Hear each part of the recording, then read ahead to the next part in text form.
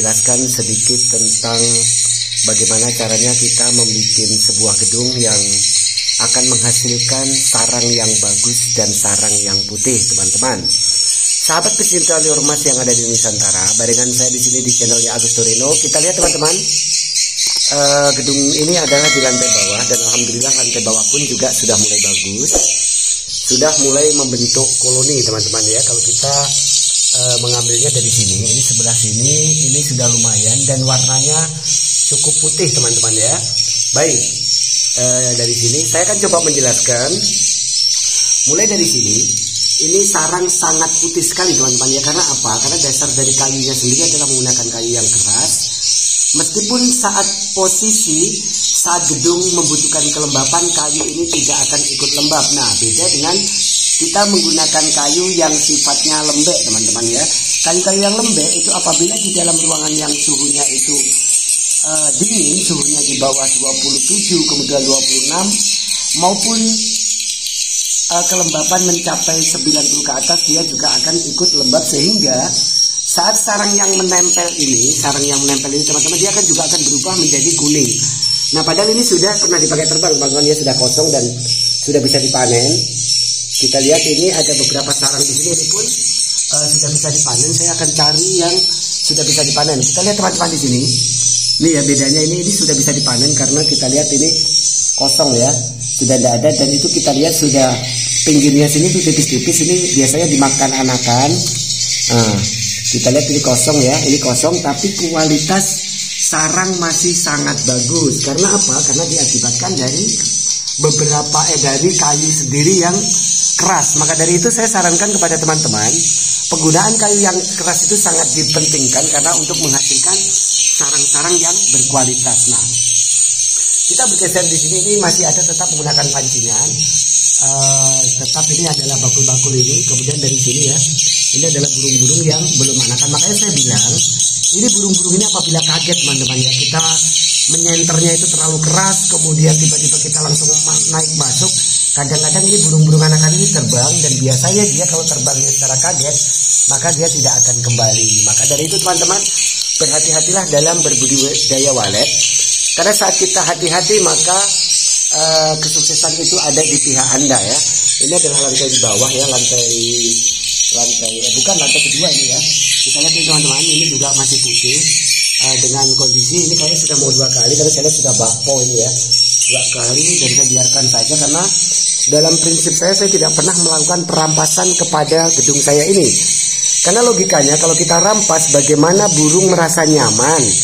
Nah, sementara burung yang masuk di dalam gedung itu tujuannya untuk bersembunyi, untuk cari tempat yang aman supaya dia bisa bertelur dan bisa berkoloni di situ. Nah, kalau saat dia pulang dari cari makanan, tiba-tiba burungnya itu tidak ada ya teman-teman, yang kupastikan burung itu akan tidak mau kembali lagi. Maka dari itu teman-teman, berhati-hatilah dalam melakukan trik perampasan. Karena kalau saya sendiri tidak memakai itu karena logika saya tidak ada seperti itu ya teman-teman. Makanya kalau Anda ingin sekali melakukan perampasan, kurasa pikirkan dulu sebelum dilakukan. Nah, yang pasti di sini teman-teman, di channel saya ini adalah sebuah channel yang betul-betul ingin sekali berbagi, ingin sekali mencerdaskan generasi walet yang saat ini sedang berjuang untuk mendapatkan kesuksesan di gedung walet. Karena bagaimanapun juga gedung walet itu modelnya tidak sedikit teman-teman. Makanya hati-hatilah dalam tata cara pengelolaan gedung Anda apabila Anda sudah ada berhasil ya. Ini kita lihat, ini selalu berdekatan dengan Twitter ya. Makanya saya selalu sarankan, saya sendiri berpendapat bahwa Twitter yang semakin banyak itu peluangnya semakin bagus ya. Baik, terus kemudian saya menggunakan tata ruang ini teman-teman, yang ada di bawah ini sangat polos ya, karena gedung saya ini cuma 5 meter, lebarnya 5 meter, jadi saya tidak terlalu menggunakan sekat yang banyak ya. Dan ini video dibikin teman-teman tidak mengada-ngada, jadi apa adanya, karena tujuan saya memang ikut andil dalam mencerdaskan generasi-generasi baru, generasi yang mungkin hampir sama dengan saya ya. Nah, ini kita lihat teman-teman, ini adalah papan, ini adalah sirip, ini sudah mulai berbentuk pecah. Ini memang dulu pernah sering kena air ya, jadi agak hitam begitu. Jadi itulah teman-teman, tapi alhamdulillah saya coba memberikan mikoda sehingga jamur-jamur yang ada di dalamnya itu hilang. Nah, inilah yang ku bilang tadi ya. Jadi kita lihat teman-teman, di sini saya lantai di bawah itu cukup polos dan hanya menggunakan ini teman-teman ya, menggunakan lubang larnya itu selalu kecil. Inilah lubang lar saya itu cuma segini teman-teman ya. Jadi menggunakan Twitter yang ada di dalam itu adalah Twitter 61. Kenapa saya bilang 61? Kenapa saya suka 61? Bukan tanpa alasan. Burung walet itu suaranya kecil loh. Kalau saya kasih yang besar-besar ntar dikirain gagak. Maaf ya, yang pakai besar pun juga sukses. Nah ini lagi teman-teman yang dekatnya ini. Makanya saya bilang, kenapa sih lantai di bawah tidak boleh terlalu disekat? Karena di bawah itu sudah agak gelap. Di dekat dari apa ini namanya, lubang tarik ini pun juga sudah mulai banyak yang bersarang teman-teman ya. Jadi sekali lagi teman-teman pecinta liur mas yang ada di Nusantara, bantu saya ya untuk mengembangkan channel saya, yaitu di Agus Torino. Subscribe, like, and di komen. Siapa tahu sih dari komen-komen Anda saya bisa membalas, karena mungkin kalau ada pun yang belum terbalas, ada juga nomor WA saya, ada juga Telegram saya. Mari kita belajar bersama untuk menyukseskan yaitu perkancahan walet di Indonesia. Wah, keren ya, kayak MC juga, di MC dangdut ya. Baik teman-teman, masih barengan saya di sini di Agus Torino channel. Kita akan terus membahas, yaitu ini lantai di bawah. Ini adalah lantai yang kurasa ini cukup lumayan banget. Kalau memang lantai yang burung yang paling banyak itu adalah burung-burung yang ada di lantai atas ya. Tapi alhamdulillah ini populasinya sudah mulai menyebar dan sekali lagi menghasilkan yaitu sarang yang berkualitas super. Ini dari pandangan saya, karena ada beberapa juga pedagang atau pembeli menyampaikan kualitas sarangnya kok bagus mas, pakai apa? Saya jawab bahwa menggunakan siripnya itu adalah sirip yang keras-keras, dengan tujuan adalah saat gedung itu membutuhkan kelembapan, kemudian membutuhkan suhu yang dingin, kayu masih tetap berkualitas. Jadi begitu teman-teman ya. Makanya bagi teman-teman yang sekarang ini masih membangun gedung walet atau masih sementara lagi berproses, siapkan sesuatu yang baik. Contoh, menyiapkan sirip ini utama perlu kita dapatkan duluan. Yang pasti kalau sudah ada naungan di rumah Anda, belilah bahan sirip yang bagus, kemudian kita jemur dan sampai kering supaya tidak terjadi apa-apa. Tahu nggak sih, kalau sampai sirip ini terjadi jamur, kemudian lembab, itu justru menghasilkan sarang yang kurang bagus. Bahkan fatalnya nih, biasa burung tidak mau menginap. Dan itu bukan hanya saya yang menyampaikan, hampir semua pembudidaya walet, bahwa kadang-kadang dengan menggunakan kayu-kayu yang lembab itu kadang-kadang justru malah membuat galau. Nah, caranya gimana sih kalau sudah terlanjur? Bagaimana caranya teman-teman mengupayakan kalau kalau